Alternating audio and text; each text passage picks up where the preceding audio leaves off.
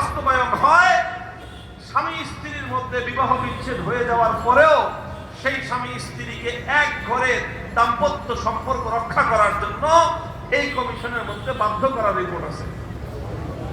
আচ্ছা বলেন, একজনের মধ্যে বিবাহ বন্ধন হয় নাই, শুদ্ধ হয় নাই, মনে করেন একটা বিয়ে, যেই নারী পুরুষের মধ্যে বিবাহ শুদ্ধ হয় নাই, এই নারী পুরুষ যদি একসঙ্গে এক ঘরে থাকে আর তাদের মধ্যে যদি দৈহিক সম্পর্ক হয়, ফিজিক্যাল রিলেশন হয়, তাহলে এটাকে কি বলবে?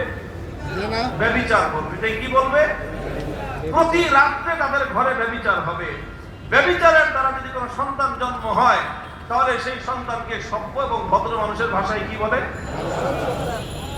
সভ্য ভাষায় বললাম, ব্যবসা বললে তো রাগ হয় আমার।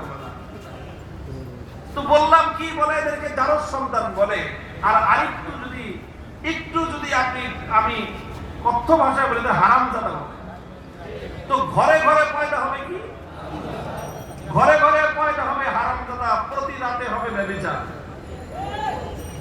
এরপরে মনে করেন একটা বিবাহ বিচ্ছেদ হয়ে গেছে, আল্লাহর কোরআনের নিয়ম অনুযায়ী বিবাহ বিচ্ছেদ হয়ে গেছে, এখন আর তাদের মধ্যে স্বামী স্ত্রীর সম্পর্ক নাই, কিন্তু এই আইন বলবে যে না, স্বামী স্ত্রী আছে, এরা এখন এক ঘরেই থাকবে। ইসলাম বলতেছে স্বামী স্ত্রী নাই, কোরআন বলতেছে স্বামী স্ত্রী নাই, আল্লাহ বলতেছেন স্বামী স্ত্রী নাই, কিন্তু এই কমিশন বলতেছে এরা স্বামী স্ত্রী আছে, এদের সুপারিশ বলতেছে এরা স্বামী স্ত্রী আছে। এখন এই